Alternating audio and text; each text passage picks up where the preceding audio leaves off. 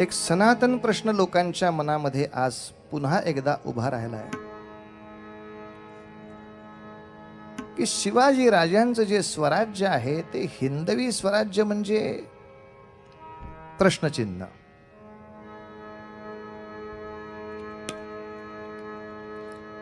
ते हिंदूंसाठी आहे काय? ते हिंदुत्वासाठी आहे काय? आणि असं जर असेल तर मूळ प्रश्न हिंदुत्व म्हणजे काय? कारण मी काल सांगितलं आपल्याला ती व्यापकता अजूनही अनेकांच्या डोक्यात आलेली नाही. वेदांवरची निष्ठा म्हणजे हिंदुत्व का? बुद्धांवरची निष्ठा म्हणजे हिंदुत्व का? महावीरांवरची निष्ठा म्हणजे हिंदुत्व का? नानकांवरची श्रद्धा म्हणजे हिंदुत्व का? आणि उत्तर, सगळ्यांवर श्रद्धा म्हणजे हिंदुत्व. कारण हिंदू या परिघामध्ये बुद्ध, जैन, लिंगायत, महानुभाव, वैदिक, शैव, वैष्णव, कापालिक, गाणपत्य, शाक्त असे 100 पंथ येतात.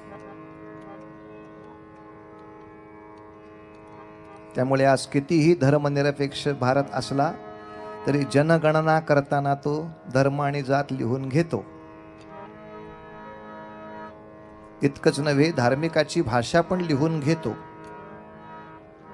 आणि त्या त्या भाषेप्रमाणे आता ही भाषा शिल्लक ठेवायची का नाही याच्यावर विचारविनिमय करतो. मुद्दा इतकाच लक्षात घ्यायचा आहे, या सर्वांच्या प्रति आदर हे हिंदुत्वाची सगळ्यात मोठी व्याख्या आहे. लक्षात ठेवा. या सर्वांप्रती आदर असणं ही हिंदुत्वाची सगळ्यात मोठी व्याख्या आहे. सावरकरांनी जी सर्व व्यापक हिंदुत्वाची व्याख्या दिली ती खऱ्या अर्थाने जुन्या काळापासून आजच्या काळापर्यंतची खरी सनातन व्याख्या आहे. आ सिंधु सिंधु पर्यंता यस्य भारत भूमिका पितृभूः पुण्यभूश्चैव सवै हिंदू इति स्मृतः. या गणिताप्रमाणे सिंधू नदीच्या पासून ते कन्याकुमारीपाशी असलेल्या सिंधू सागरापर्यंत या भूमीमध्ये जन्माला आलेला प्रत्येक पंथ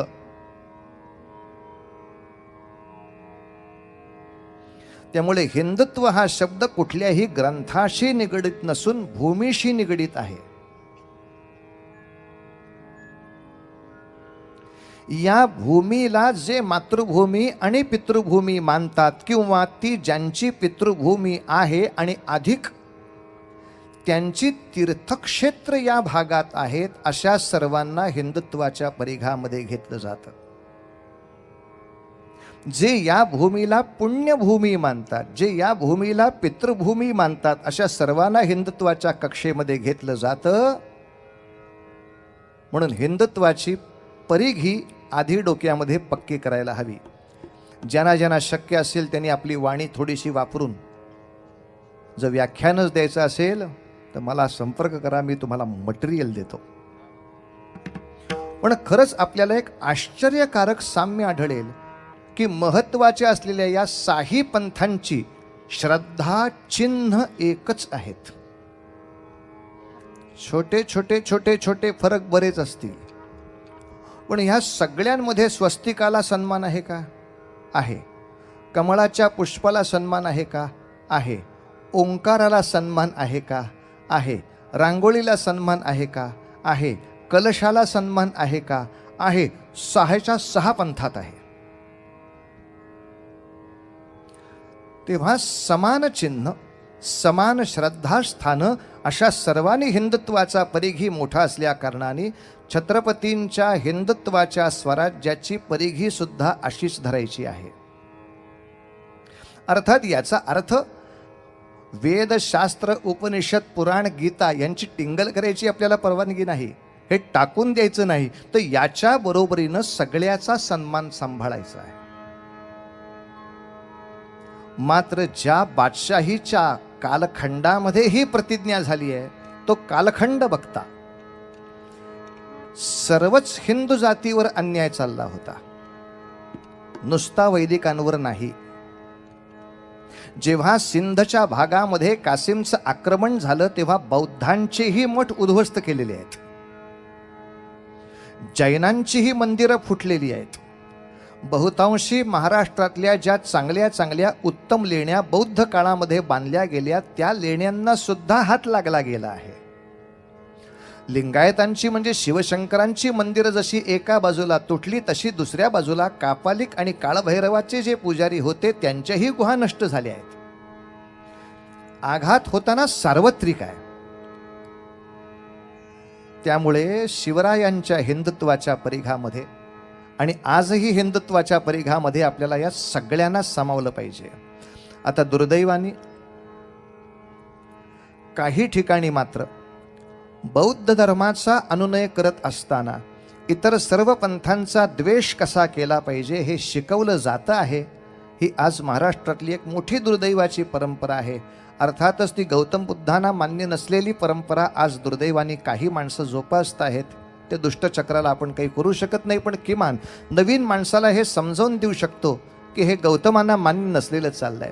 अर्थात भारतामध्ये लक्षावधी गोष्टी अशाच चाललेल्या आहेत की ज्या मूळ संस्थापकांना मान्य नव्हत्याच. त्यांना मान्य नसलेल्या गोष्टीच पुढे चालवण्यामध्ये आमचं मोठेपण आहे. तर ते गौतम बुद्धांना तरी कशाला बाजूला ठेवतील. ज्या सहिष्णुतेच्या पायावर बौद्ध उभे आहेत त्याच सहिष्णुतेला बाजूला करून आपण बाकीच्यांच्याशी कसं असहिष्णू असलं पाहिजे याच्या जीवावर बौद्ध पंथ जो उभा करायची वेळ आली तर दुर्दैवाने मी मुद्दाम काही हा शब्द वापरला. पुन्हा एकदा सगळे तसे नाहीत, पण काही ठिकाणी इतर पंथांचा उगाचच कडवट द्वेष शिकवणं हाही काही ठिकाणी विचित्र प्रकार चालू आहे. खरं असं नसावं यासाठी या सगळ्या गोष्टी आपल्या समोर मांडल्या. इतर पंथांचा द्वेष नसावा तसं आपल्याही पंथांचा नसावा. मी मगाशी जे सद्गुरूंच्या बद्दल म्हटलं, तुम्ही नाथांना कसे काय मानता हो का? अहो ते तर दत्त भक्त आहेत, ते विठ्ठल भक्त कुठे आहेत? आजही अशी परिस्थिती विचित्र आहे. तुम्हाला खरं नाही वाटणार सांगितलं तर, पण अनेक गावांमध्ये मी जर पटकन म्हटलं की रघुपती राघव राजाराम पतित पावन सीताराम भजन म्हणूया तर दिगंबरा दिगंबरा म्हणणारे भक्त हे भजन म्हणत नाहीत. हे कसं म्हणणार? मग मी समजा म्हणा दिगंबरा दिगंबरा श्रीपाद की कृष्ण भजन करणारे हे म्हणत नाहीत. बरं गोपाल राधे हरी गोपाल राधे शाक्तपंथीय म्हणत नाहीत. आजही परिस्थिती फारशी वेगळी नाही. मंत्र जप करताना कुठल्या तरी एकाच देवतेचा असावा हे मान्य आहे, पण भजन करताना त्या त्या रूपाच्या मंदिरात इथे गेल्यानंतर त्या त्या मंदिराप्रमाणे भजन करण्यामध्ये कोणतीही चूक नाही, कोणताही व्यभिचार नाही. हे अजूनही आमच्या भक्तांच्या डोक्यात बसलेलं नाही. आम्ही पांडुरंगाचं भजन करणार म्हणजे पांडुरंगाचंच, कृष्णाचंच ते रूप असलं तरी कृष्णाचं नाही, असा विपरीत भाव तुमच्या आमच्या मनामध्ये आहे. तेव्हा म्हणले महाराज तुम्ही शिवाजी महाराजांचं हिंदुत्व सांगताना कर्मठ हिंदुत्व सांगणार का पुरोगामी हिंदुत्व सांगणार? पण पुरोगामी या शब्दामध्ये सुद्धा परंपरेला निंदा करायचा अधिकार नाही. ते अयोग्य असेल तर सन्मानाने बाजूला करावं, सन्मानाने बाजूला ठेवावं. नवीन जे चांगलं असेल ते निश्चितपणे स्वीकारावं. इतकं पुरोगामित्व शिवाजीराजांच्याकडे 100% आहे. आणि मात्र पुरोगामित्व दाखवण्यासाठी गंधच लावायचं बंद केलं पाहिजे असं हिंदवी स्वराज्यात नियम नाहीत. पुरोगामित्व दाखवण्यासाठी गणेशोत्सव बंद केले पाहिजेत अशी काही हिंदवी स्वराज्यात गंमत नाही. काय देवीचा उत्सव काय केला काय नाही केला काय त्याविना काय देवीचं अडतंय का? त्याविना काय प्रगतीचं अडतंय का? मग कशाला उगाच उत्सवामध्ये आपण वेळ वाया घालवायचा असं काही हिंदवी स्वराज्यात उपेक्षित नाही. उलट हिंदवी स्वराज्याच्या नियमाप्रमाणे सगळेच सण वार आणि उत्सव अतिशय आनंदाने अतिशय उत्साहाने साजरे व्हावेत. अर्थात ते साजरे होताना समाजधारणेला उपयुक्त व्हावेत इतकाच त्यामागचा हट्ट आणि हेतू आहे, दुसरा कोणताही नाही. मी या सगळ्या गोष्टी का स्वच्छ केल्या याचं कारण सांगतो. आज आपल्या शिक्षण व्यवस्थेमध्ये शिक्षण देणाऱ्या लोकांना सुद्धा दुसऱ्या धर्माचं तर सोडून द्या, आमच्या धर्मामध्ये काय आहे तेही माहीत नाही. आणि जे माहिती आहे ते फक्त टिंगल करण्यापुरतंच माहिती आहे. त्यामुळे मी आजच्या दिवसापुरती एक गंमत सांगतो, उद्याची गंमत उद्या सांगेन. एकाने उगाचच खाजवून खुरूस काढून मला सांगितलं होतं, तुम्ही दत्ताला सुद्धा मानता का हो? दत्ताला सुद्धा म्हणजे कुठला दत्त सांगताय ते आधी सांगा म्हणलं. नाही नाही, तो जो मंदिरात असतो तोच. हां हो. तुम्हाला पटतं का होते का? 3 डोकी 6 हात आणि 2च पाय असं फिजिकली शक्य आहे का? कोणा गाढवानी तुला सांगितलं की फिजिकल मूर्ती आहे म्हणून? ते चित्र आहे, ते प्रतीक आहे. म्हणून एकनाथ महाराजांनी स्वच्छपणे सांगितलेलं आहे, त्रिगुणात्मक त्रयमूर्ती दत्त हा काय पहा पहा नाही, दिसत नाहीस तो तसा, जाणा. ते जाणून घ्यायची गोष्ट आहे. अशी माणसाला नसतातच, हे एकनाथांना कळतं तसं आम्हालाही कळतं. पण त्रिगुणात्मक सृष्टी आहे, त्याच्यामध्ये आपणही त्रिगुणात्मक असलं पाहिजे. रजोगुण आणि तमोगुण यांचा सुद्धा वापर वेळ प्रसंगी माणसांनी केला पाहिजे, पण प्रमुख मध्यात मात्र सत्वगुण असला पाहिजे. हे दाखवण्यासाठी उभं केलेलं ते चित्र आहे. विष्णू हा सत्वगुणाचं प्रतीक आहे, ते मध्यामध्ये असतं. शिव तमोगुणाचं प्रतीक आहे, ब्रह्मा रजोगुणाचं प्रतीक आहे. दोन्ही सद्गुण आपल्याला आवश्यक आहेत, मात्र ते एकाच पायावरती उभे असावेत हे दाखवण्यासाठी आहे. कोण मूर्खाने सांगितलं हे तुम्हाला? नाही, असं नाही. पण असं दर्शन होऊ शकतं का हो? 3 डोकी 6 हात 2 पाय. म्हटलं चला तुम्हाला शिवाजी चौकात देतो दर्शन. शिवाजी चौकात हो, लगेच दर्शन देतो. एक दगड घ्या आणि समोरनं कोणी टेबल सीट स्कूटरवरनं येत असेल तर त्याच्या पुढे दगड टाका. टेबल सीट माणसासमोर पाठ दिशी एक दगड पडला की काचकन ब्रेक दाबले जातात. ब्रेक दाबल्याबरोबर एक माणूस इकडून बघतो, एक इकडून बघतो, एक मध्ये असतो. दिसले 3 तोंड? दिसली. 6 हात दिसले? दिसले. 2च पाय दिसत आहेत ना? दिसले. आता हे 3 उतरल्यावर ती गॅरंटी मी नाही घेतली तुझी, माझी गॅरंटी फक्त दर्शन देण्यापुरती होती. उगाच मूर्खासारखं काहीतरी आक्षेप करत बसायचं. 3 डोकीन 6 हात माणसाला कधी? अहो माणसाला असतात का नाही हा प्रश्नच तिथे चाललेला नाही. ती आध्यात्मिक मूर्ती आहे. आणि एक शेवटचा प्रश्न असा की म्हणले तुमचे सगळे देव कुठल्या तरी राक्षसाला मारायला येतात. दत्त कुठल्या राक्षसाला मारायला आले? त्याचं उत्तर सांगतो आणि चरित्र सुरू करतो. मुद्दाम ऐका. आज गुरुवारच्या दिवशी दत्त महाराज कोणत्या राक्षसाला मारायला आले? तर भगवान दत्तात्रेयांचा अवतार आणि भगवान दत्तात्रेयांच्या पुढचा हा सर्व नाथ पंथ, वारकरी पंथ, भागवत पंथ या सगळ्या पंथाचं ध्येय मत्सर नावाच्या राक्षसाचा नाश करायला आले. एकमेकांच्या बद्दल असूया बाळगायची नाही. त्याच ठिकाणी भगवंत वास्तव्य करतील म्हणून त्यांनी आपल्या आईचं नाव नक्की केलं, न असूया, अनुसूया. अशाच ठिकाणी भगवंत वास्तव्य करतील जिथे एकमेकांच्या बद्दल असूया नाही, एकमेकाच्या बद्दल मत्सर नाही. आणि असं निर्मत्सर वातावरण निर्माण झालं तर दत्तात्रेयांचं ते त्रिगुणात्मक त्रयमूर्ती रूप त्या ठिकाणी आनंद घेतं. हा संदेश देणारी ती कथा आहे. मला सांगायचं या शिवचरित्रामधल्या पराक्रमाच्या बरोबरच शिवाजी राजांनी हे मत्सर नाशाचं त्रिगुणात्मक प्रतीक आपल्या चरित्रामध्ये किती अप्रतिमपणे लोकांकडून आचरून घेतलं याचीही कथा आपल्याला ऐकायची असल्यामुळे शिवाजी राजांच्या बद्दल बोलताना नेहमीच असा शब्द वापरला जातो, चरिखंडात झाले बहुवीर. चरिखंडात झाले बहुवीर, पराक्रमी धीर, त्यात रणशूर सर्वहुन श्रेष्ठ शिवाजी खास. चारिखंडात झाले बहुवीर, पराक्रमी धीर, त्यात रणशूर सर्वहुन श्रेष्ठ शिवाजी खास. षड्गुणैश्वर्य संपत्ती जास, षड्गुणैश्वर्य संपत्ती, हे म्हणून अवतारी म्हणू आम्ही त्यास जे जे. म्हणून अवतारी म्हणू आम्ही त्यास जे, म्हणून अवतारी म्हणू आम्ही त्यास.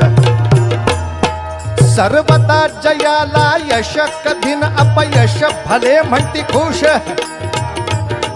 शिवाजी राजाचं एका वाक्यात वर्णन, परिपूर्ण राजा. ईश्वरी अवतार ज्याच्याकडे बघून म्हणावं असा परिपूर्ण राजा. सर्वदा जयाला यश, कधी न अपयश, सारे म्हणती खुश, भले शाबास. राजांचा कालपर्यंतचा वडिलांना सोडवून पुरंदराचा किल्ला ताब्यात घेण्यापर्यंतचा पराक्रम आपण ऐकला. अशी कथा थोडी याच्या पुढे. जगदंबा माता की जय. नमः पार्वती पते हर हर हर महादेव.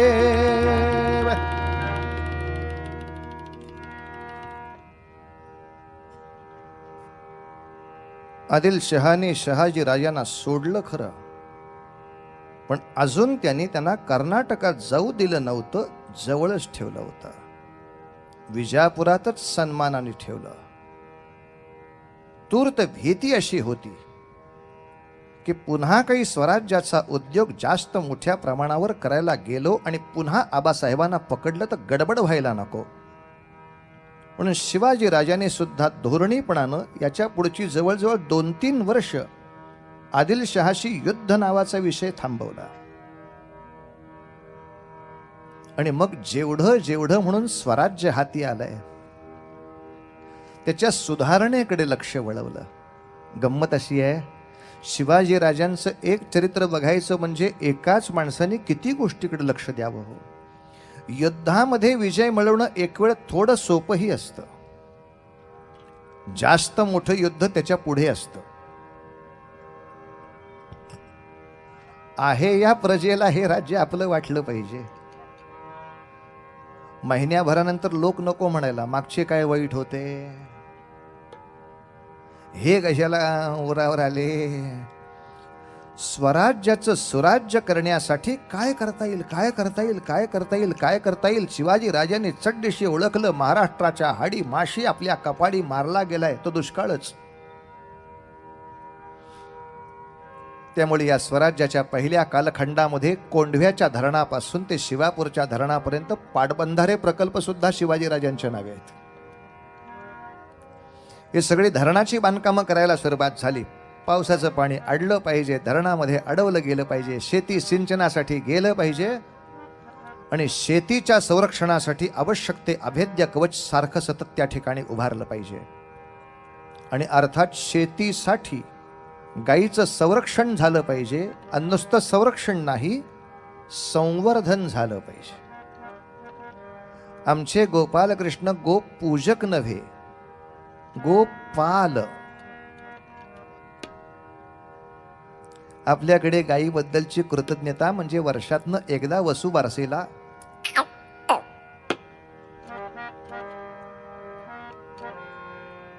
पुन्हा वर्षभर त्या गायीचं काय होतं, ती कुठं असते, ती काय करते, कुणाला पडली आहे, पुढच्या वसुवर्षाला आणशील ना रे कुठली तरी गाय. मग तो हो म्हणतो. गोपूजनाला काही प्रमाणात महत्व असेल, पण त्याच्याही पेक्षा जास्त मोठं महत्व गोरक्षणाला आहे. अनायसे समोर विषय म्हणून सांगतो, शिवाजी राजांचा गोपालनावरती प्रचंड मोठा भर आहे.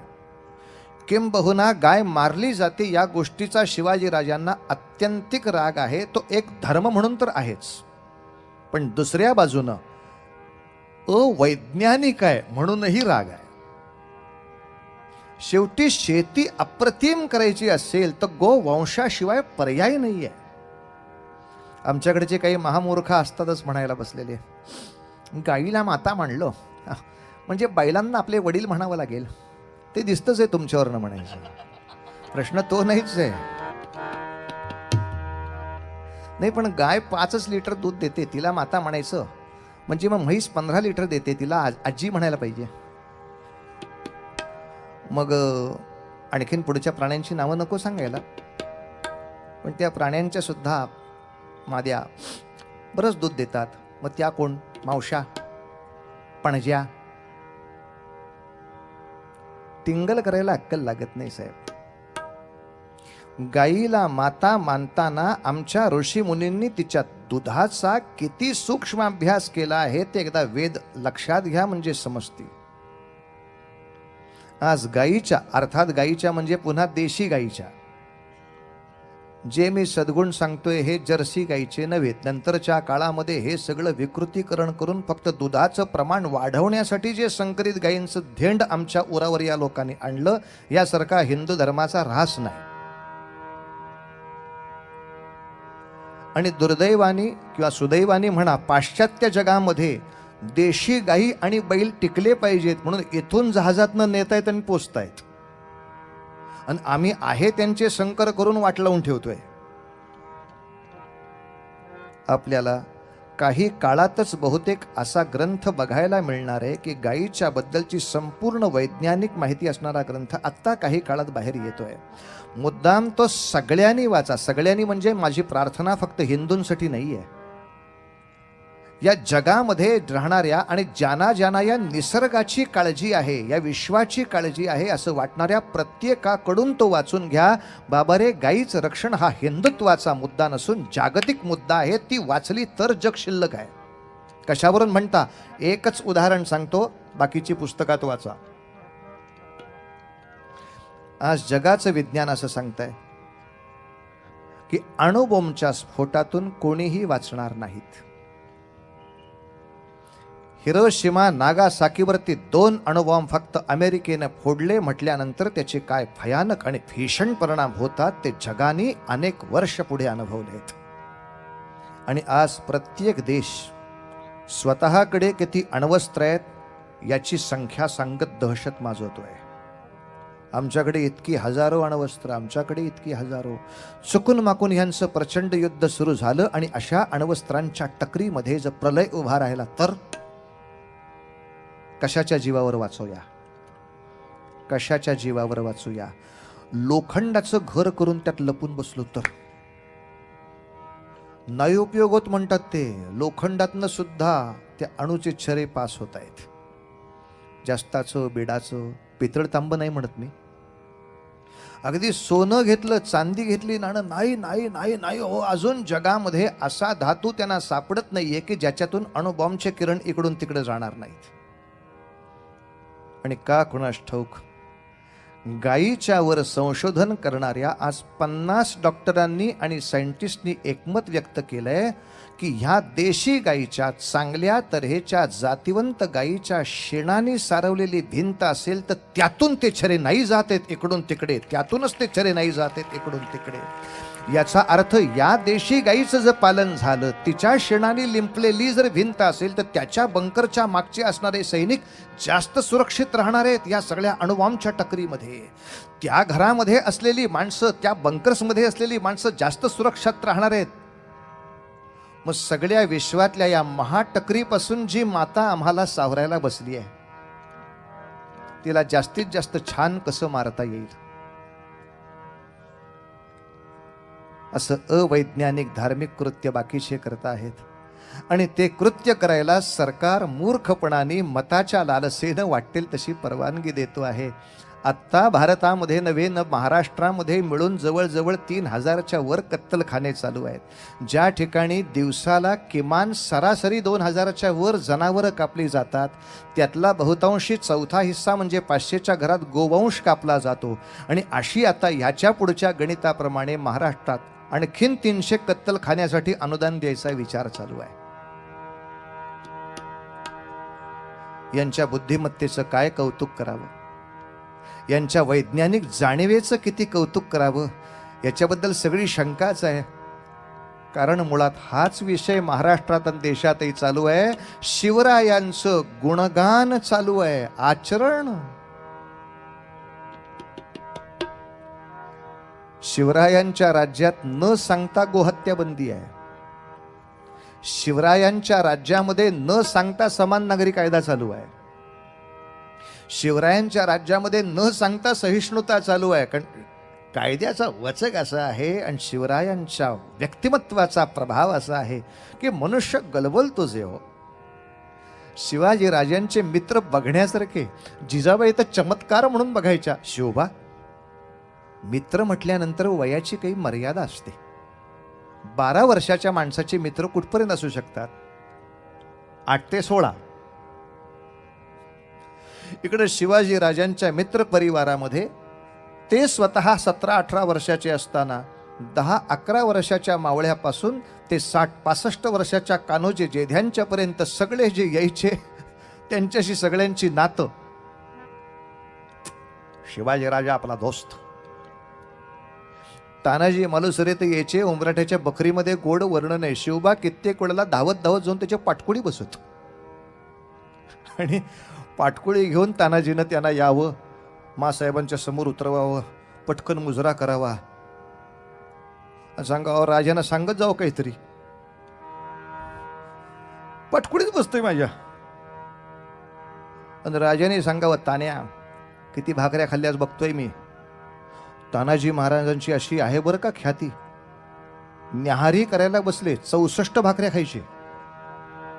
तानाजी मालुसऱ्यांच्या उमराठ्याच्या त्या बकरीमध्ये 64 भाकरी एका वेळेला, वर्षाची नव्हे. 64 भाकरीची न्याहारी होती. पट्ट्याचे जेवण काय असेल ही माणसं हो. माझी अजूनही अशी धारणा आहे, संशोधकांना माझी विनंती आहे, त्याने संशोधन करायला हरकत नाही, बहुतेक पूर्वीच्या काळातल्या फुटाचं अंतर सुद्धा आजच्या फुटापेक्षा वेगळं असावं. कारण आपण असं म्हणतो की शिवाजीराजे 5.5 फूट उंचीचे असायला पाहिजेत, पण 5.5 फूट उंचीच्या माणसाला आज कोणत्याही किल्ल्यांवरच्या पायऱ्या सहज चढता येत नाहीत. त्या पायऱ्यांमधलं अंतर बघता 6 फुटाच्या वर उंची असल्याशिवाय तुम्हाला सहज ढांगच टाकता येत नाही. बऱ्याच ठिकाणी उड्याच मारायला लागतात. फुटाच्या अंतरात फरक आहे. त्या गणितामध्ये थोडा फरक असावा की पन्हाळ्यावरच्या किंवा राजगडावरच्या पायऱ्या लक्षात घेता, अगदी धान्य कोठाराच्या पायऱ्या सुद्धा लक्षात घेता आपल्याला ते समजेल. आपण आपल्या जिन्याच्या पायऱ्या कशा करतो त्याच्यावरून आपण समजू शकता ना. आपल्याला सहज चढता येईल असाच आपण कुठलाही जिना करत असतो. आपण आपल्या उंचीच्या मनाने जर आपला जिना बघितला तर त्या गणितामध्ये किती उंचीच्या माणसाने हा जिना करावा असा अंदाज जर घेतला. काही माणसं म्हणतात शत्रूला चढायला येऊ नये म्हणून. अहो पण शत्रू नंतर येईल, आधी आपल्यालाच जायचं आहे तिथं. त्या पायऱ्यांचा एकूण आकार आणि दणकटपणा बघता राजांचा त्या ठिकाणचा पराक्रम आणि बुद्धिमत्ता दोन्ही सांगतो. आता आणखीन एक गोष्ट सांगायची. गोरक्षण, गोसंवर्धन, शेती याच्या बरोबरीनं महाराजांनी आणखीन एक विषय महत्वाचा घेतलाय. आता माझ्या समोर येणारी आव्हानं जास्त मोठी आहेत. जास्त मोठ्या संख्येनं जर आपल्या समोर शत्रू आला तर त्याच्याशी युद्ध करण्यासाठी विशिष्ट रणक्षेत्र करून ठेवावी लागतात. एक तयार भट्टी करून ठेवायची. समोरचं गणित इथं आणा की भस्म करू. आणि यासाठी एक सुंदर भट्टी सापडली.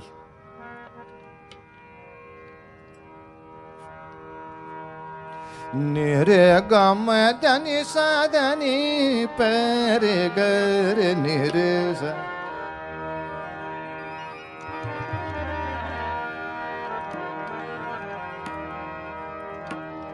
महाराष्ट्रामध्ये जावळीचं जंगल नावाचं अप्रतिम रणक्षेत्र दिसलं, ज्यामध्ये जवळजवळ 8 गड येतात. प्रचंड चढ, प्रचंड उतार, प्रचंड झाडी, प्रचंड जंगली प्राणी आणि प्रचंड तणकट असलेला मुलुख. महाबळेश्वरापासून वरंधा घाटापर्यंत एवढं मोठं जावळीचं जंगल. आपल्या हाती यायला हवं. आपल्या हाती जावळी काहीही करून मिळायला हवी. म्हणून याचं निरीक्षण करण्यासाठी महाराज बऱ्याच वेळेला पहिल्यांदा महाबळेश्वराला गेले, तिथल्या भगवान शंकरांचं दर्शन घेण्यासाठी.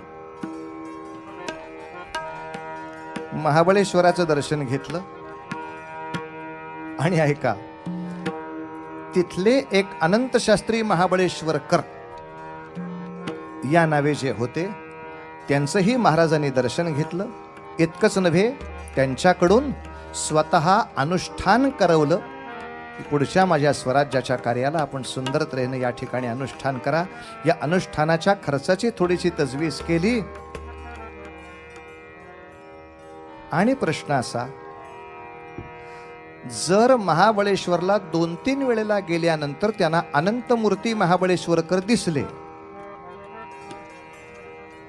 जर 2-3 वेळेला गेल्यावर अनंतमूर्ती महाबळेश्वरकर दिसले, तर त्याच वेळेला वरंधा घाटाच्या बाजूनी त्या जावळीचं निरीक्षण करायला जाताना तिथेच शिवथरघळीमध्ये समर्थ रामदास स्वामी बसलेले होते, ते दिसलेच नसतील असं कसं म्हणावं? ते दिसलेच नसतील असं कसं म्हणावं? कारण गंमत अशी आहे, समर्थ रामदास स्वामींनी सुद्धा त्यांच्या मठांची स्थापना करण्याचा मुहूर्त आणि जागा महाबळेश्वरच निवडली आहे. समर्थांच्या 1111 मठांपैकी पहिला मठ महाबळेश्वरला उभा राहिला. तिथून कृष्णेच्या काठानीच एक एक मठ उभे राहिले आणि असे मठ उभे करणारे त्या मठांचे रामदासी भगव्या छाट्या घेऊन इकडे तिकडे फिरताना सामान्य नागरिकांना सुद्धा दिसत आहेत आणि ते शिवाजी राजांना दिसले नाहीत. या शक्यतेला काही अर्थ राहत नाही. मार्गात जाताना 10 वेळा अशी माणसं दिसल्यावर कोणी विचारलं असेलच ना, इतक्या भयानक मुलखामध्ये भगवी छाटी घेऊन फिरता कशी? भगवा झेंडा लावला तर दंगल होतीये, तुम्ही भगव्या छाट्या लावून फिरताय, कसे काय फिरता? आमुचे सद्गुरू जे समर्थ गोस्वामी आहेत, त्यांच्या कृपेने आम्हास काही भय नाही म्हणून जय जय रघुवीर समर्थ करत फिरणारी ही सगळी माणसं पाहिली. का हो, तुम्हाला राम नामाचा इथे आश्रय घेतला तरी सुद्धा शासन होईल अशा बादशाही मुलखामध्ये सहज धाडसाने रामाचं नाव घेऊन रामाचं मंदिर उभं करता, भीती नाही वाटत? कशाची भीती? विश्वाचा विश्राम रे स्वामी माझा राम रे, विश्वाचा विश्राम रे, विश्वाचा विश्वाचा विश्वाचा विश्वाचा विश्राम स्वामी आमुचा राम रे, विश्वाचा विश्राम रे स्वामी माझा राम रे. आनंदाचे धाम, आनंदाचे धाम, आनंदाचे धाम, आनंदाचे धाम, आनंदाचे धाम, त्याचे गावुबाचे नाम रे, विश्वाचा विश्राम स्वामी माझा राम रे, विश्वाचा विश्राम.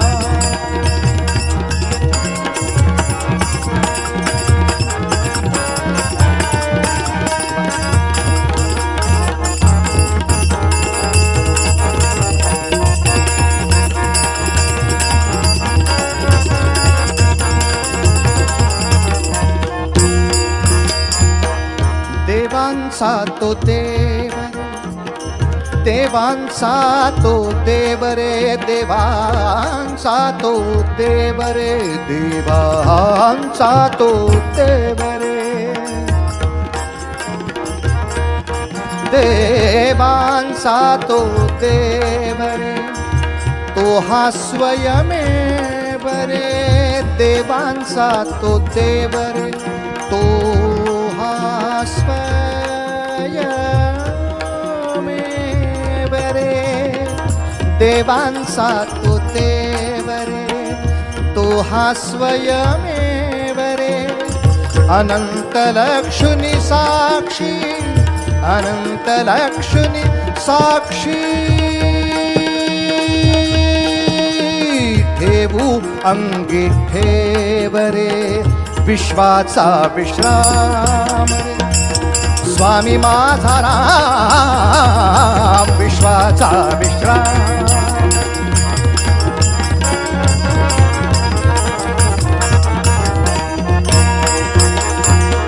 मिथ्या ते अनेक रे, सत्य राम एक रे, मिथ्या ते अनेक रे. आपले बुवा काय गाताय? बाकीच्या रूपांना मिथ्या म्हणायचं, मगाचं निरूपण कुठे गेलं? पहिली ओळ मनात आली की त्याचं उत्तर पुढच्या ओळीत. आपल्या मनात जर असं आलं, मिथ्या ते अनेक रे, सत्य राम एक रे, मग हे जर मनात आलं तर त्याला उत्तर काय? उत्तर कृष्ण विष्णू जगन्नाथ, कृष्ण विष्णू जगन्नाथ, कृष्ण विष्णू जगन्नाथ, कृष्ण विष्णू, कृष्ण विष्णू जगन्नाथ, कृष्ण सनि द मा मा, कृष्ण विष्णू जगन्नाथ, कृष्ण विष्णू जगन्नाथ, कृष्ण विष्णू जगन्नाथ, कृष्ण विष्णू जगन्नाथ, एक हा विवेक रे, विश्वाचा विश्राम स्वामी माझा राम, विश्वाचा विश्राम स्वामी माझा राम रे, विश्वाचा विश्राम स्वामी माझा राम रे, विश्वाचा विश्राम, विश्वाचा विश्राम, विश्वाचा विश्राम.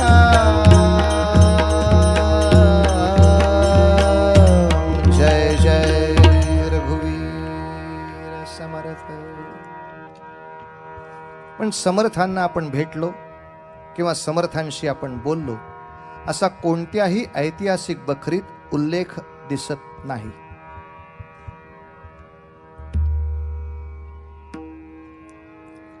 हा उल्लेख का टाळला गेला असावा?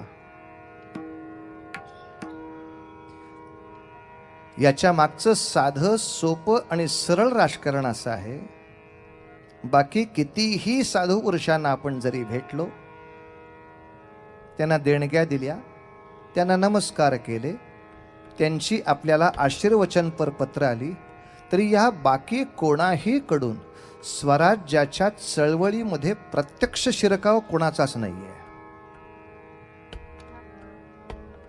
पण इथे गोष्ट नेमकी वेगळी आहे. समर्थांच्या मठांचा आणि त्यांच्या रामदासी लोकांचा स्वराज्यासाठी एका बाजूला प्रचंड हनुमंतांच्या ताकदवान भक्तांची फौज उभी राहावी हा मठातला प्रयत्न, प्रत्येक मठाला दिलेल्या समर्थांच्या सूचना, पहिले ते हरिकथा निरूपण, मठातली छान व्यवस्था ठेवा, मात्र प्रत्येक मठपतींनी केलंच पाहिजे असं दुसरे ते राजकारण, मात्र राजकारणामध्ये वेळ गेल्यामुळे अनुष्ठानाला वेळ मिळाला नाही किंवा अनुष्ठानात गुंतल्यामुळे राजकारणाकडे लक्ष द्यायला वेळ मिळाला नाही, असं पावलट उत्तर मला कोणीही द्यायचं नाही.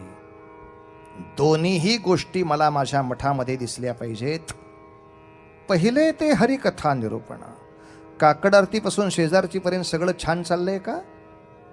चाललंय. पण बाकीचं काहीच आमच्या मठात आम्ही करत नाही हो. समर्थाना नाही चालायचं ते. दुसरे ते राजकारण, प्रसाद पोचवण्याच्या नावाखाली का होईना पण सगळ्या अधिकाऱ्यांची ओळख पाहिजे. ते अधिकारी मठात येवोत न येवोत, मित्र असोत शत्रू असोत, सुदैवाने काही शत्रू असे बरे आहेत की प्रसादाचा काही अपमान करत नाहीत. आपली घरापर्यंत पोहोच पाहिजे. रामरायाचा प्रसाद 3 लाडू घेऊन घरी जायचं. रघुवीर समर्थ आहे लाडू लाडू असा 2-3 वर्ष सलग प्रसाद मिळत गेला की कोणत्याही रामदासाला कुठल्याही सरकारी ऑफिसमध्ये वेटिंग लिस्टवर थांबावे लागत नाही. कारण चपराशाला सुद्धा कळते की प्रसाद आलेला आहे. त्याचे 2 लाडू वेगळे पिशवीत ठेवलेले आहेत. राशी बघितल्यावर तो चप राहणार आहे, चप राशी. फार चिंता करायची नाही.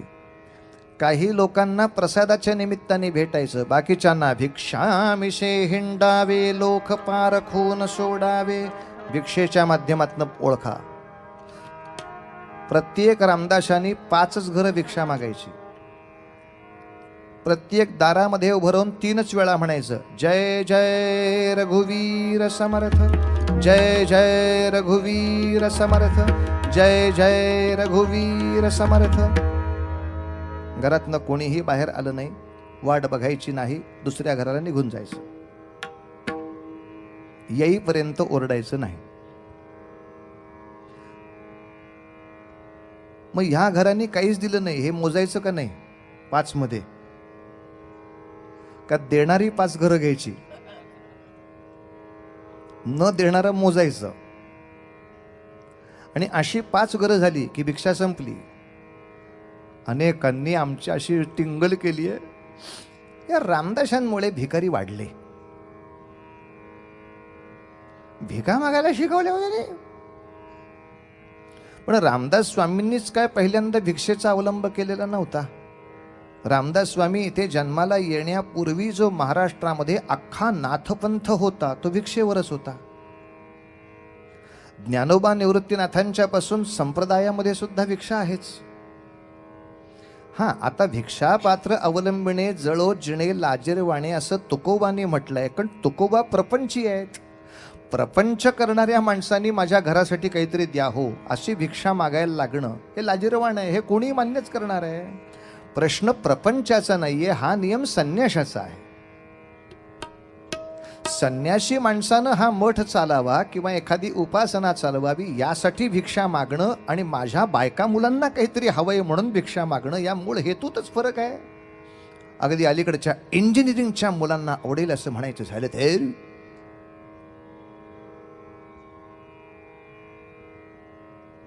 भिकाऱ्याला आपण देतो ती भीक, इंग्रजीमध्ये त्याला म्हणतात सिंपथी. आणि एखाद्या संन्याशाला किंवा एखाद्या कार्यकर्त्याला आपण देतो ती भिक्षा, त्याला इंग्रजीत म्हणायचं एन्करेजमेंट. भिक्षा ही गुंतवणूक आहे, याच्यातून काहीतरी चांगलं निर्माण होणार आहे. भीक ही सहानुभूती आहे, काही करायची ताकदच नाही म्हणून घे मेल्या एवढंच तरी.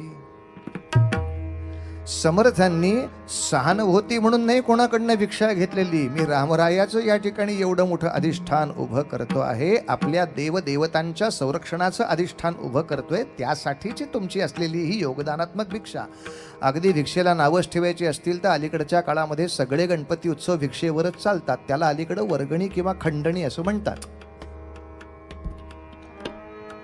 पण माझ्या घरासाठी मला भिक्षा मागायची नाही, गणपती उत्सवासाठी मागायचे म्हटल्यावर मान्य आहे का नाही? मग त्याच्यामुळे भिकाऱ्यांची संख्या वाढली असं म्हणता का गणपती उत्सवांमुळे? सगळी सामाजिक कामं ही डोनेशनवरच चालतात. मग डोनेशन द्यायची समाजाला सवय लागल्यामुळे भिकाऱ्यांची समस्या वाढली असं म्हणता का?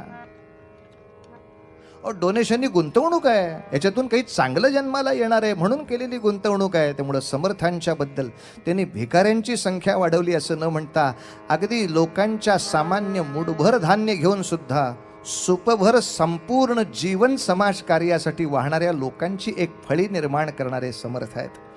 मुद्दाम सांगतो, समर्थ वाङ्मयामध्ये आज ऐतिहासिक संदर्भ असा सांगितला जातो की समर्थांची आणि शिवाजीराजांची पहिली भेट शिंगणवाडीला राज्याभिषेकाच्या आधी काही काळ झाली. बखरीमधला उल्लेख असा की ये ठिकाणी राजे यांची काय समर्थांची बैठक ही पहिल्यांदा झाली. पण यातला एक क्षेत्री या शब्दाला फक्त आपल्याला गोल केला पाहिजे. या वाक्याचा असाही अर्थ होतो की राजांची आणि समर्थांची या क्षेत्रातली ही पहिली भेट आहे, म्हणजे आयुष्यातली पहिली असा अर्थ नाही होत खरा. एक क्षेत्रीची, कारण मुळात एकमेकांना आधी भेटल्याशिवाय कोड लँग्वेज ठरवणार कशी? काहीतरी गुप्त भाषा समजवावी लागते.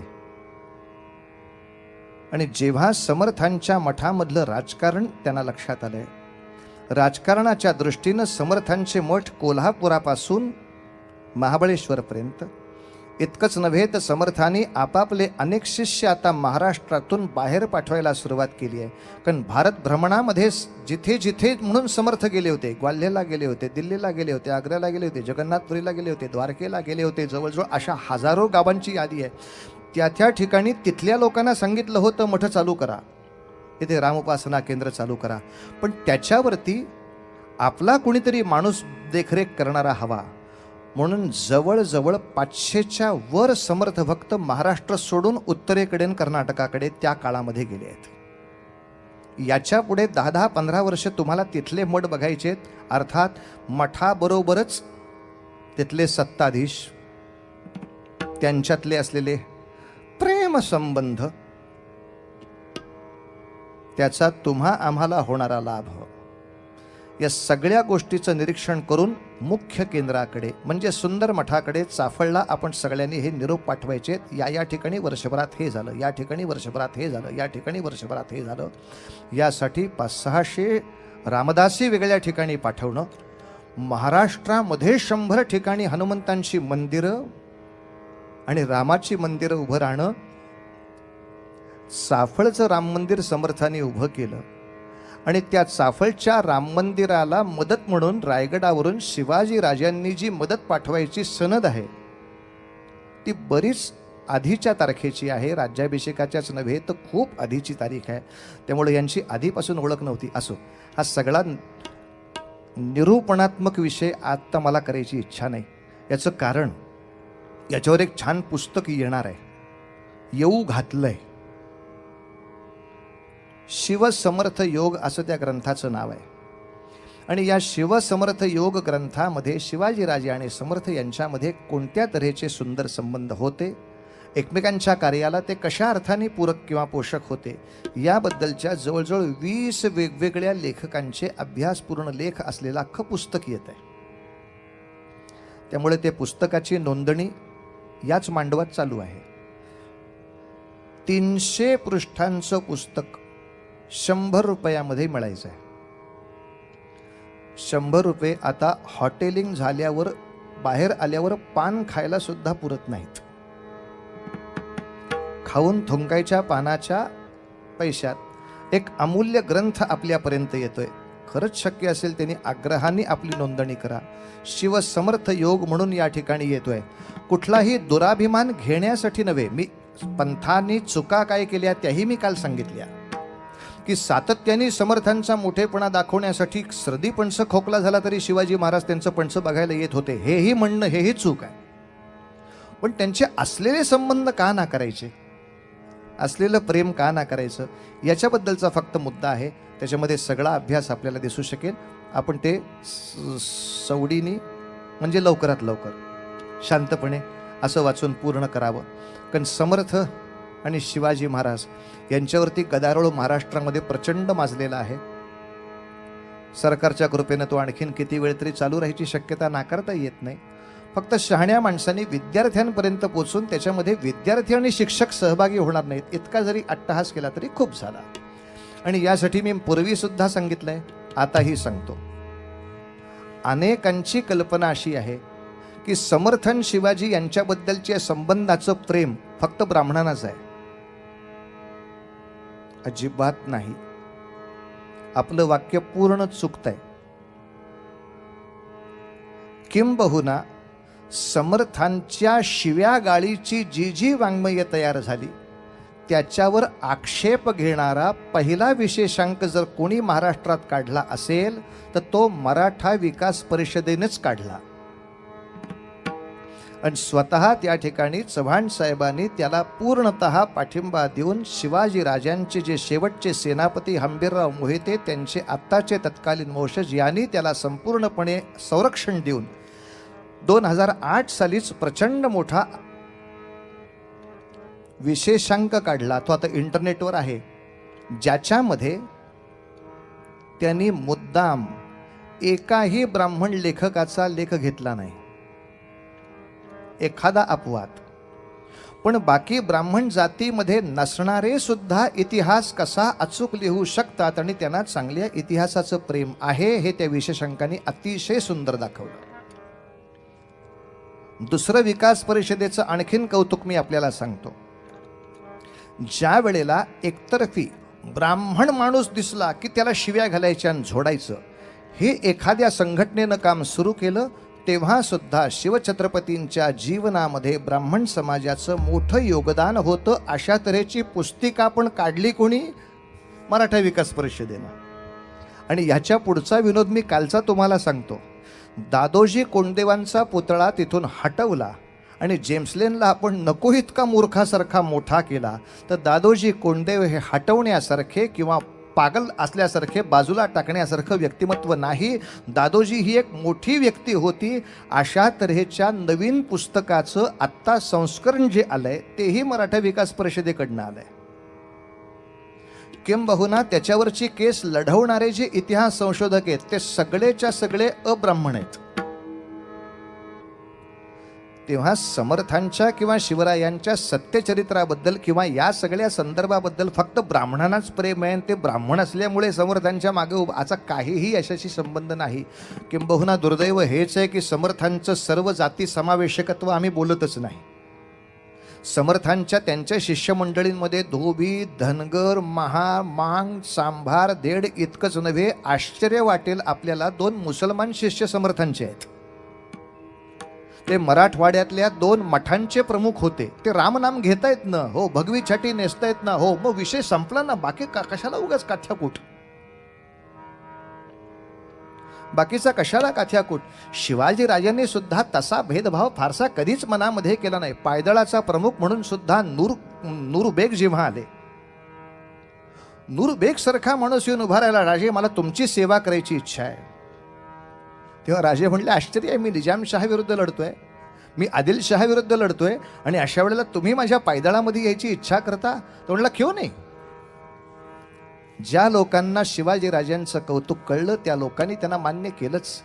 नूरबेगचे वचन आहेत अशी की राजे आपका जो झंडा है वो इंसानियत का है, आपका जो झंडा है वो इंसानियत का है, हम इंसानियत मानते हैं, बस जो इंसानियत नहीं समझते उस पर हम खड़क उठाएंगे.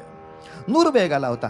राजांनी आरमार उभं केलं तेव्हा इब्राहिम खान स्वतः घेतला होता. दर्या सारंगच्या बरोबरीनं, मायनाक भंडाऱ्याच्या बरोबरीनं त्याच तोडीचे कोकणातले सुद्धा मुसलमान आरमारावरती नेमले होते.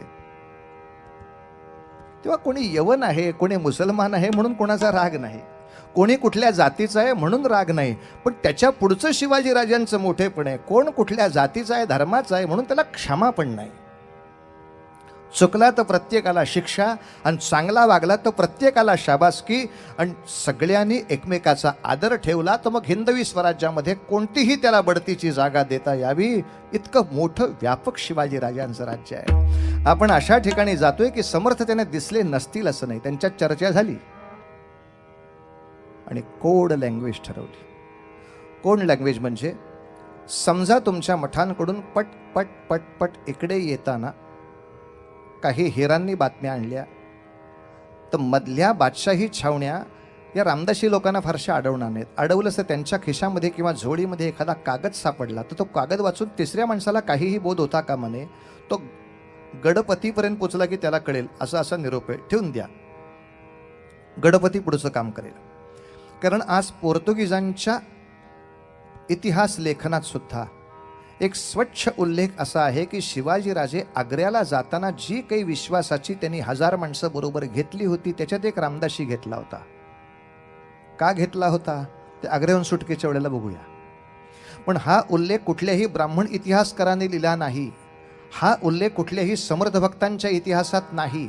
हा उल्लेख जे पोर्तुगीज शिवाजी राजांचं वाईट चिंतायला बसले होते किंवा व्हायला बसले होते अशा पोर्तुगीजांनी नोंद केलेल्या पुस्तकातला उल्लेख आहे की एक रामदासी घेतला गेला होता.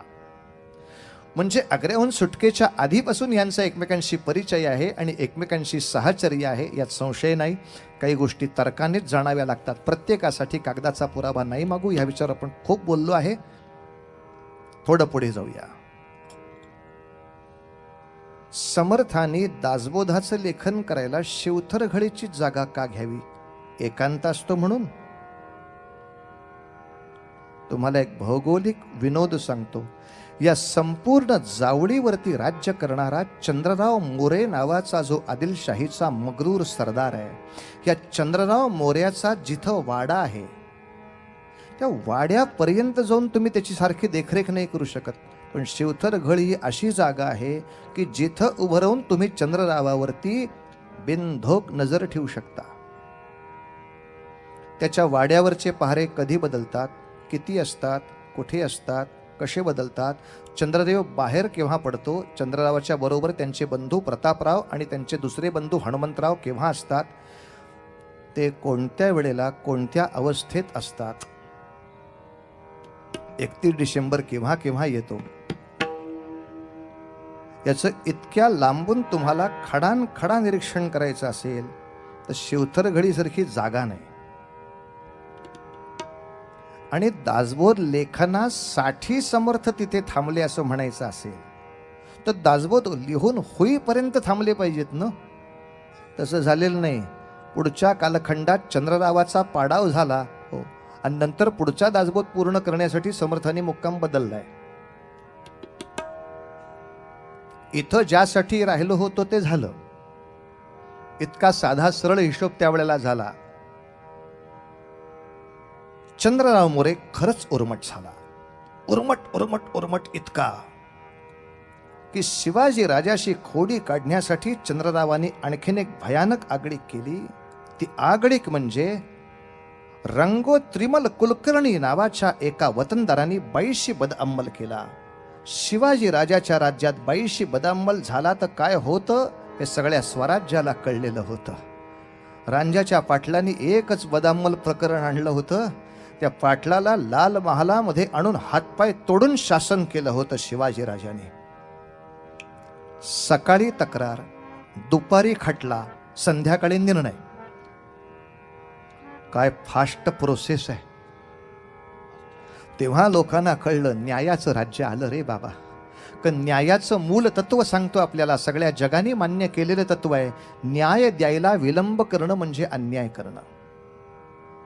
त्यामुळे ह्या नियमाने बघायचं झालं तर सगळ्यात मोठी अन्याय करणारी व्यवस्था तूर्त भारतात न्यायसंस्था हीच आहे. पण साधारणतः आत्ता आत गेलेली केस हे माझे किती केस गेल्यावर सुटेल. आजोबाच्या काळामध्ये सुटली तर सुटली म्हणायची. चालू मेली केस, तारखेवर तारखा, याच्यावर हे. शिवाजी राजांच्या पाशी तक्रार आल्या आल्या कशी निपटली जाते याचं रूप लोकांनी बघितलं. समजा शिवाजी राजांनी त्याच वेळेला असं म्हटलं असतं तर काय तुमच्या गावात असं झालंय का. म्हणून काय आधीच्याच इतक्या फायली पडल्या आहेत, कसं एकदम कसं पटावर घेणार ना. या 6 महिन्यांनी या, तोपर्यंत झालं तिचं वर्ष श्राद्ध होईपर्यंत ह्याला काही नाही. त्या क्षणी गोष्ट पटावरती आली. पाटलाला बांधून आणला गेला. गुन्हेगारांना असं आणतात हेही लोकांना पहिल्यांदाच कळलं. आमची सवय म्हणजे आम्ही विचारायचं गुन्हेगाराला, तुम्हाला कोर्टात यायला वेळ आहे का, तुमच्याकडे श्राद्ध नाहीये नो, तुझ्याकडं काही का असे ना, तू काय जावई लागलास काय माझा, माणूस उचला आणि इथं घेऊन या. आणि जेव्हा रांजाच्या पाटलांनी वेड्यासारखं बोलायला सुरुवात केली होती, राजे तुम्ही फालतूपणा करू नका, माझी ओळख वरपर्यंत आहे. राजे तेच म्हटले होते, तुला तिथेच पाठवायचं आहे, वरपर्यंत, जिथपर्यंत ओळख आहे तिथपर्यंत तुला पाठवायचं आहे. माझ्या न्यायालयाच्या दृष्टीनं तुझा अपराध इतका भयानक आहे, तुझे हातपाय तोडून मी ठेवणार आहे. वरती जायचं आणि चिकटवून यायचं. जेव्हा राजाच्या तलवारीनं 2 हात कोपरापासून 2 पाय गुडघ्यापासून तुटलेले बघितले, तेव्हापासून महाराष्ट्रातल्या पोलीस चौकीत बलात्काराची केसच नाही. काय कोणाचा बाप केस दाखवायला पाहिजे, एक केस दाखल करू शकत नाही कोण मनुष्य. याचं कारणच ते आहे महाराज, गुन्ह्यापेक्षा जेव्हा शिक्षा शतपट भयानक असते तेव्हा कायदा राखला जातो. याला कायदा उभा करणं म्हणतात, याला कायदा सांभाळणं म्हणतात. त्या स्त्रीला ज्या यातना झाल्या असतील, ती बिचारी आत्महत्या होऊन मेली, त्याच्यापेक्षा दसपट यातना तुला झाल्या पाहिजेत.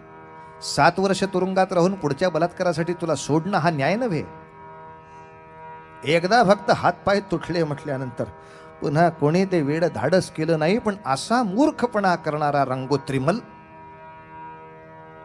त्याला जेव्हा कळलं की आपण बाईवर बदामल केला, आता शिवाजी राजाची वक्रदृष्टी आपल्याकडे आली तर आपलं काही खरं नाही, तो जो पळाला तो चंद्रराव मोर्याच्या घरात,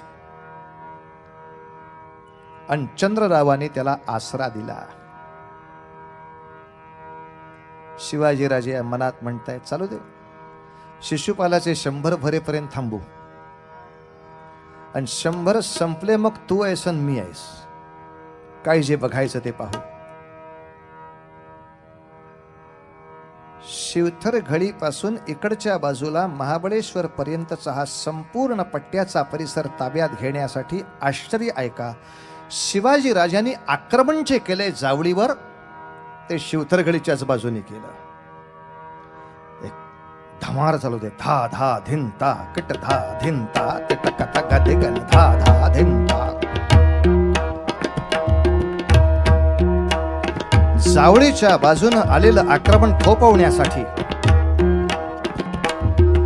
चंद्रराव मोर्याच्या कडून एक अत्यंत बुलंद असा वीर युद्ध करत होता, ज्याचं नाव मोरारबाजी देशपांडे. शिवाजी राजाने मोरारबाजीची ती सगळी चौफेर चालणारी तलवारबाजी पाहिली, मुळा प्रसन्न झाले.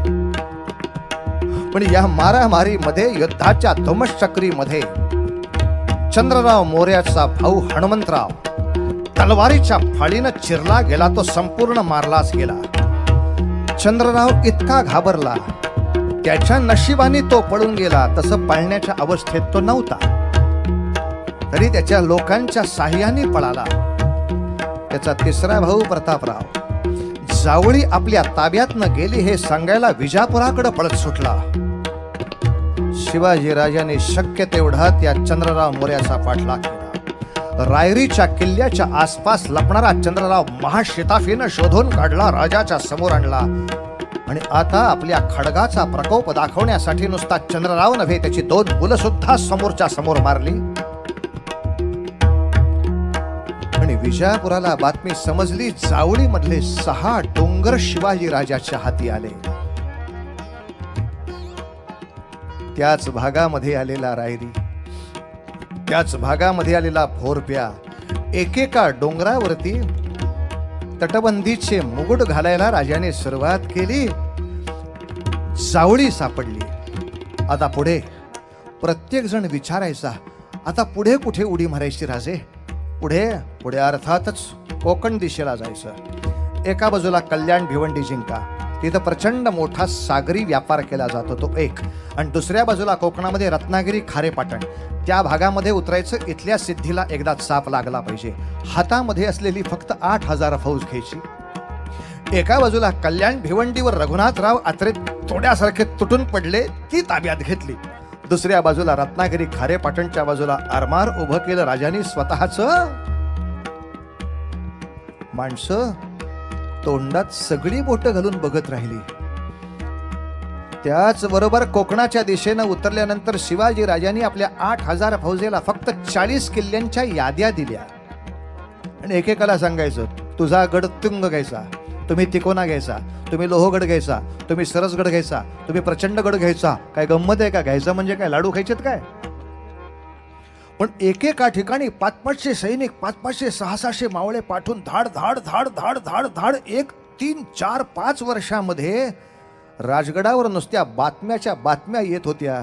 3 वर्षापूर्वी 5 किल्ले असणारं स्वराज्य फक्त त्याच्या पुढच्या 3 वर्षाच्या कालखंडामध्ये 50 किल्ले असणारं, आरमार असणारं, स्वतःच तोफखाने उभे असलेलं राज्य उभं राहिलं. 3, 4, 5 वर्ष. काय माणसाच्या कार्याचा वेग असू शकतो. त्यामुळे आपल्याला एक लक्षात ठेवलं पाहिजे, बाकी सगळ्या लोकांच्याकडे भाषण तयार होती, शिवाजी राजांच्याकडे प्लॅन तयार होता. तो एक्झिक्यूट कसा करायचा ते डोकं होतं, कारण नुसता किल्ला जिंकणं फार सोपं असतं एक वेळ.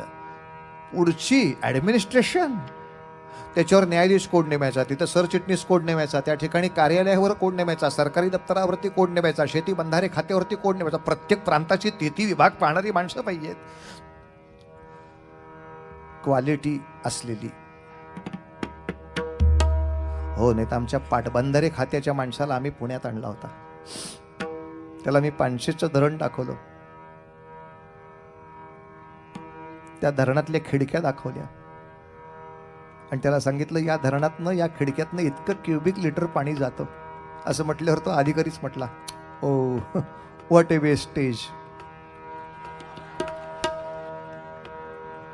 साहेब, खिडकीतनं पाणी म्हणजे नळ उघडा राहिल्यामुळं घराच्या खिडकीतनं जातं ते पाणी नाहीये इथे, आपण धरणाच्या पाण्याबद्दल बोलतोय. धरणाचं पाणी पाणलोट क्षेत्राला शेतीत जातं. हो का? अरे गाढवा, खात्यावर कुठले आहेस?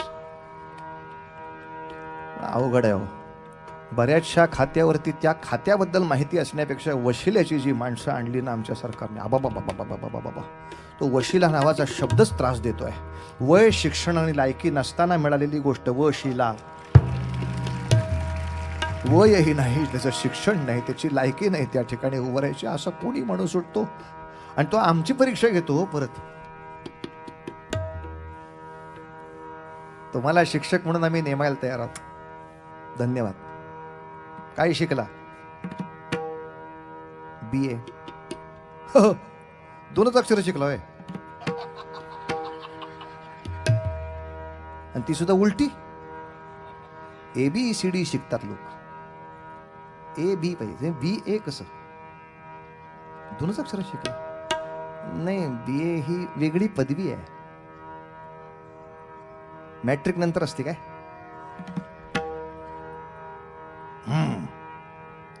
बघू नंतर, पुढचा विषय वेगळा. प्रत्येक ठिकाणी त्या खात्याचा पिलंदर माणूस बरोबर त्या ठिकाणी नेमला जाणं. कल्पना करा, मुळात 50 किल्ल्यांवरचे 500 अधिकारी तुमच्याकडे नोंद पाहिजेत. कोणकोणत्या किल्ल्याला कोणता अधिकारी, किल्लेकरी कोण करायचा, सेनापती म्हणून कोण करायचा, शस्त्रावरती कोण ठेवायचा, तोफखान्यावरती कोण ठेवायचा, या प्रत्येकाचं ॲडमिनिस्ट्रेशन एज्युकेशन झालंय का आधी? या प्रत्येकाला त्या ठिकाणी नेमून 50 किल्ल्यांचा जेव्हा आपल्या समोर वारा उभा केला, याच गोष्टीतला हा प्रसंग आहे.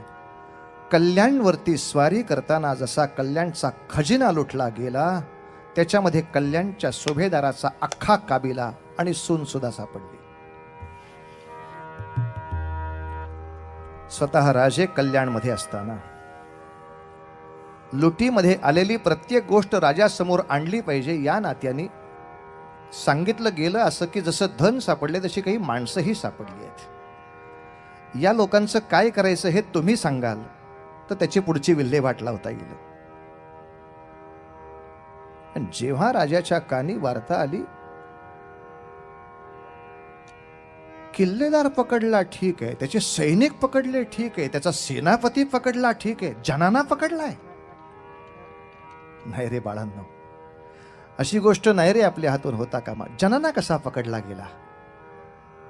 आपल्याला राज्यलक्ष्मी ओढून आणायची, परस्त्रीला हात नाही लागता कामा आपल्या कोणाही माणसाकडून. म्हणजे राजे, अपमान कोणाचाच झालेला नाही. लुटीमध्ये सगळा जनाना इथेच नुसता सापडल्यामुळे तुमच्या समोर उभा आहे. जेव्हा कल्याणच्या सुभेदाराची सून भर राजसभेत आणली, तेव्हा सगळ्या दरबारांनी अवाक व्हावं असं अप्रतिम लावण्य त्या स्त्रीचं. चेहऱ्यावरचा बुरखा किंचित फक्त बाजूला केल्यानंतर सुद्धा संपूर्ण दरबार निशब्द व्हावा, इतका अप्रतिम लावण्य समोर असताना आता खरी परीक्षा असते राजांची, खरी परीक्षा असते लोकोत्तर महापुरुषाची. समोर काही मोह नसताना वैरागी असणं खूप सोपं आहे, पण आता राजनीतीच्या प्रमाणे हिला आपल्या राणीवशामध्ये सामील करून घेतलं तर कोणी आपल्याला नाव सुद्धा ठेवणार नाही. कारण आजवरची ही राजांची रीत आहे, अनेक राजांची मागच्या 400 वर्षाची ही रीत आहे. या स्त्रीला प्राप्त करून घेणं खूप सोपं आहे. आता कोणीही धर्माची सुद्धा मला शंका काढणार नाही, एकही शब्दाने कोणी मला नाव ठेवणार नाही. पण असं असतानाही माझ्या हिंदवी स्वराज्याची भूमिका जगाच्या समोर मांडली जाताना मी फक्त उन्मत्तांचा वैरी आणि अबलांचा मात्र कैवारीच आहे असा हिंद समाजाचा, हिंदुत्वाचा आदर्श डोळ्यासमोर यायला हवा. म्हणून राजा तिथे दरबारामध्ये म्हणतो, बस अशा आमच्या मासाहेब सुंदर असत्या, आम्हीही तेवढेच सुंदर निपजलो असतो. पण आई, आम्ही वरच्या देहाच्या सौंदर्याला जास्त किंमत देत नाही. हृदयाचं सौंदर्य हे भारतीय संस्कृतीमध्ये सगळ्यात श्रेष्ठ सौंदर्य मानलं जातं. या सौंदर्याची प्रचिती आपल्यास मिळावी यासाठी तुम्हाला भगिनीच्या रूपामध्ये मानून खणा नारळाने ओटी भरून तुम्हाला तुमच्या घरी पाठवण्यात येत आहे. याला म्हणावं भारतीय संस्कृतीचं आचरण. तुमच्या रूपामध्ये सुद्धा आम्हाला मासाहेब बघता येतात. वंदनीया आदिमाया, वंदनीया आदिमाया, वंदनीया आदिमाया, तू चराचर मोहिनी, तू चराचर, हो तू चराचर मोहिनी, तू चराचर मोहिनी. कोटि कोटि चंद्रिकांचे, कोटि कोटि चंद्रिकांचे, तेज तुझी या लोचनी, तेज तुझी या लोचनी. वंदनीया आदिमाया, वंदनीया आदिमाया, वंदनीया.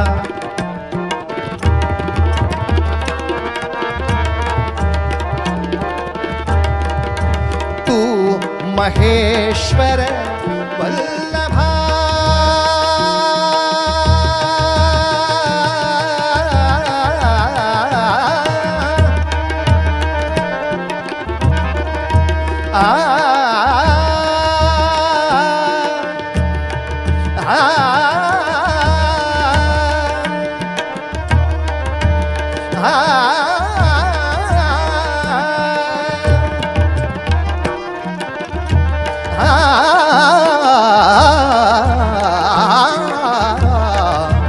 तू महेश्वर वल्लभा, त्याच्याच संगापासुनी त्रैलोक्य गंगा संभवे, त्रैलोक्य गंगा संभवे.